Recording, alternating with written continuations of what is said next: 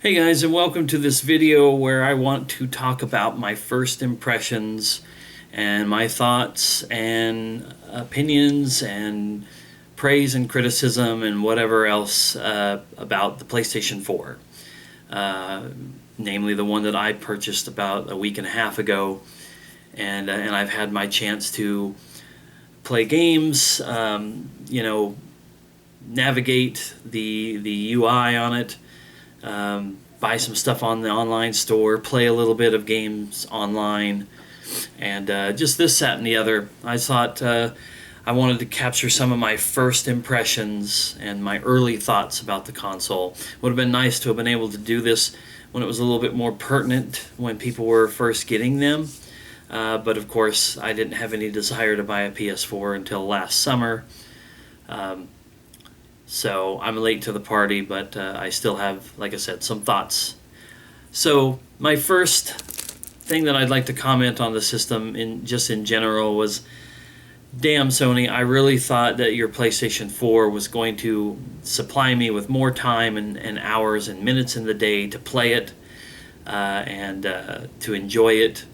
But obviously I'm being a little cheeky in saying that it's hard for anybody, I think, to break out from habits, whether they're good or bad. And it's hard for this particular brain here to just automatically completely change and switch and go in a different direction. And what I mean by that is, as much as I craved and longed to get this system and all of these games and games that I've already played, like Fallout 4 and GTA 5 and the new WWE 2K16, Firewatch, and a few other things, I still have not been able to keep myself from doing some of the things that I've done for the last couple of years, which is watch a lot of YouTube. Now I can watch it on the PS4. I actually feel like the clarity of my YouTube, it looks a little bit nicer, a little sharper through the PS4. Maybe that's a kind of a placebo effect. It's a better system, so I think everything, including YouTube, is going to look better. But I really do feel like it does. But I'm still watching a lot of YouTube, and I'm bouncing from games. That's something that I've done way too much over the last few years. Like last year I tried to play, like I was going to get into a full playthrough of Red Dead Redemption again, and I got a little ways into it, and then I just haven't picked it up since I think like September. I didn't finish Murdered Soul Suspect, and I only have the last little bit of that. Like, I'll play a game, whether it's an hour or 10 hours, and then I'll jump over to something else, play another game, back onto YouTube, watch some movies. I have a lot of stuff to consume within this household in terms of media, but I had hoped that the PlayStation 4 would just be like, bam, now you play me, and you don't do anything else. Well, it hasn't quite happened that way, but that's on me. So, that aside, let me talk about a few things, and I think the first thing I want to talk about is the user interface on the PS4. It's, in my opinion, is quite different from what I'm used to on the 360, what I was used to on the PS3, and then of course prior consoles that didn't tap into the internet thing and didn't have a layout that reminds me more of like what tablets and computers use. There's a lot of drop down and move up type menus. I don't like how when there's a notification system, basically when something installs, when a new update comes in, when I guess like some of the things that your friends are doing or whatever, when that pops up, there's a little tab that says notifications, and it's like 23 or 41 or whatever. And if you click on notifications and you go on up and down the slider of all these different things, it doesn't clear the notifications off. You literally have to click on each notification in order to acknowledge that you saw it, which I think is kind of weird. Maybe there's a setting that would let you toggle that off. I mean, I like the notifications. I don't mind that things pop up. But that number, that bothers me.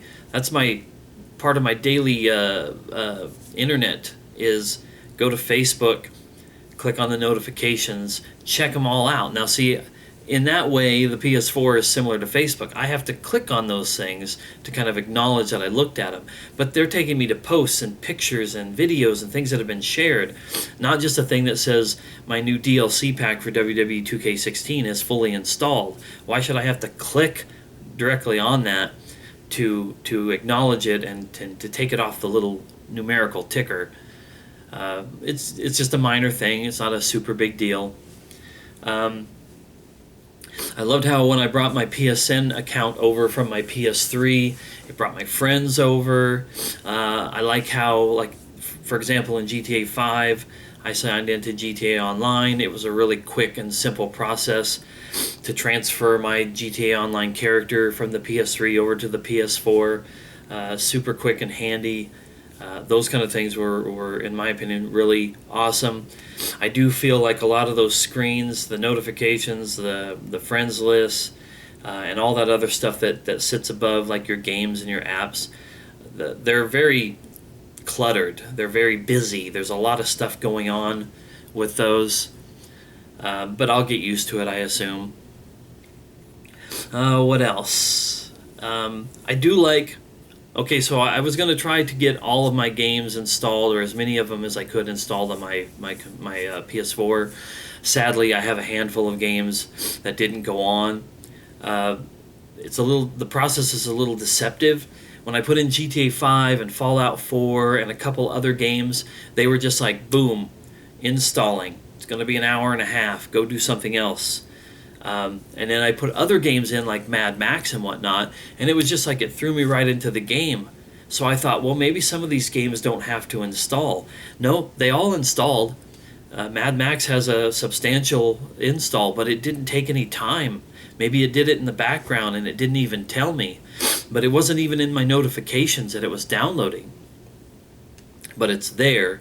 So now I will have to go in at some point and pick and choose something to uninstall for newer games, because I have some games coming to me in the next couple of months. Some of them will be games I want to play right now, but I have already encountered a game or two that said you need to free up some space. So it was weird how some had a pronounced download time and others did not. But once you've installed them, there is like a bar on screen that shows all these different games, and then of course it shows some of the apps like the PlayStation Store and all of your whichever the app is that takes me to things like Twitch and YouTube and Netflix and Hulu and all that kind of stuff.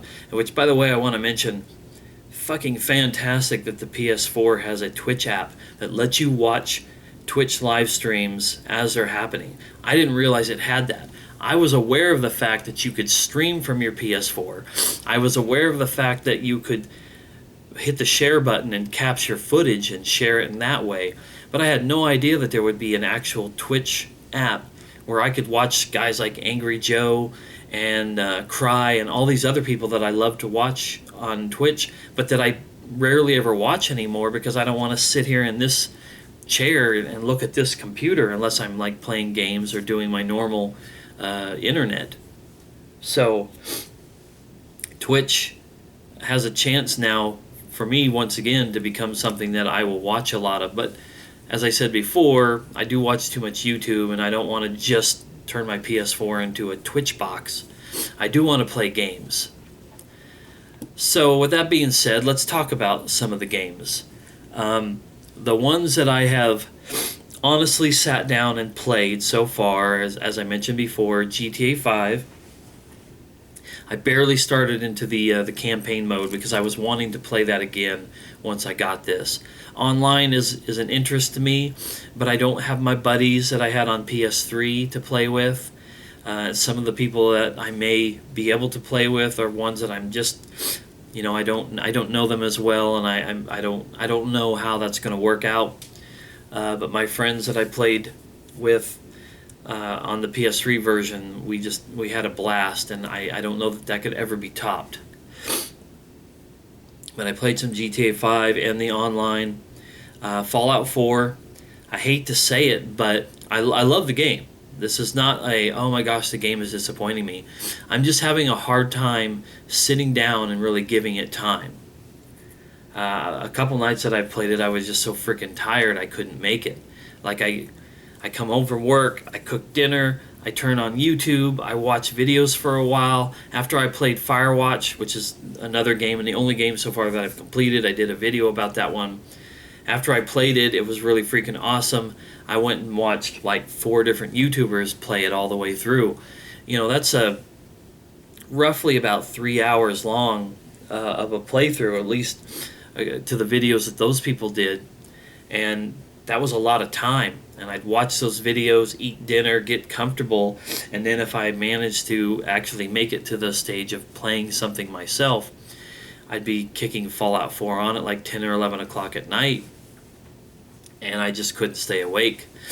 So, like I said, the muscle memory, the mental memory that a person has on something, it's hard right now for me to fix that, to change that. But I'll get there eventually.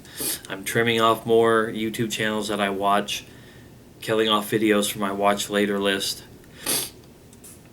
And I want to try to get to a point where gaming is the first thing that I want to do when I come home from work.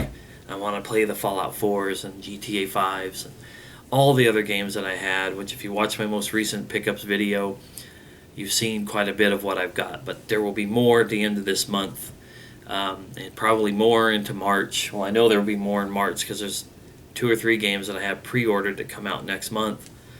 So I want to focus on the games.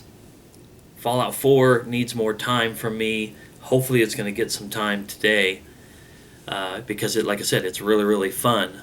I'm just having a hard time fully planting myself into it and just playing. So GTA 5, Fallout 4, Firewatch, as I mentioned before, the downloadable game, really, really awesome. WWE 2K16, I've spent quite a bit of time with that. I bought the season pass so I could get all of the wrestlers that were going to come along and all the other stuff that's there. Yesterday saw the Hall of Fame DLC pack, which I thought meant a bunch of Hall of Fame wrestlers added to the game. And I guess they're there, but they're in matches.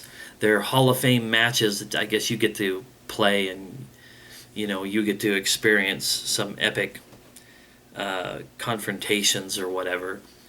But that's cool and all. But it means my hope that AJ Styles would be included in this game officially by Ukes and 2K and all that is not going to happen. He'll probably be relegated to 2K17, and that'll come out later this year.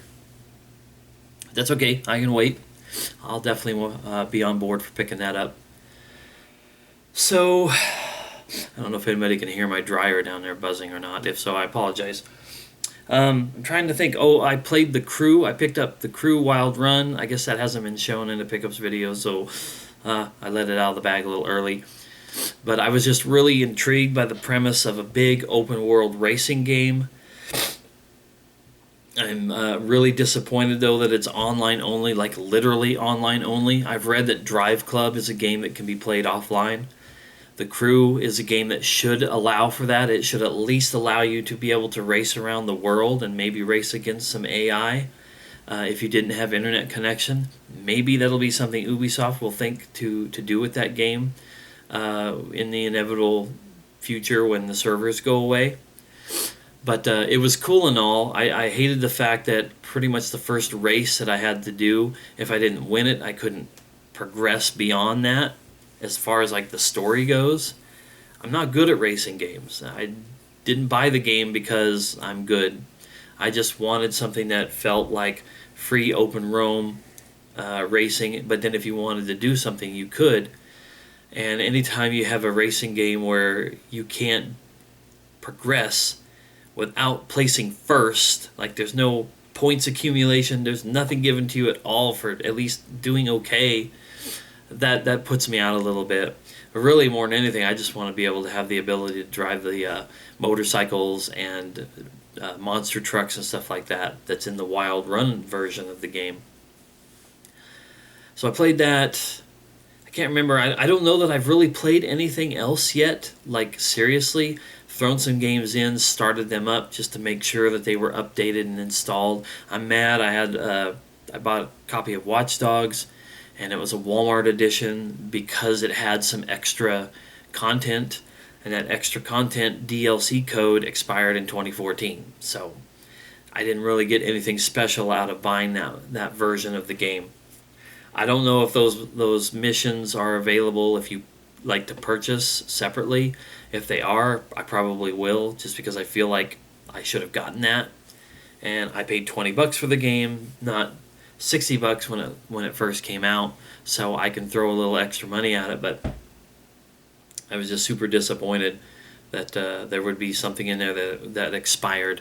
A couple of the other games that I put in that had codes for something or other, the codes expired in 2099. So I thought, wow, maybe Sony's got their shit together with this, and they're going to make all those codes pretty much permanently available to you.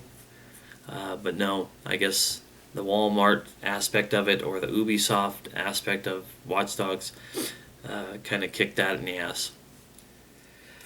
So, well, I think my thoughts are kind of coming to a bit of a close. I can't really think of anything else. Like I said, those are only the couple games that I've really spent any real time with. I need to get broke of these habits of let's watch YouTube and let's do this and let's do that instead of playing the games. I need to slow it down because I spent a lot of money on this. I need to chill. I need to be ready for the games that come out this year and next year that I really want. But I'm really enjoying my PS4 a lot. Don't regret the purchase one bit. No buyer's remorse here. Enjoying it all. Just need to spend more time playing it. I'll get more used to the UI for it.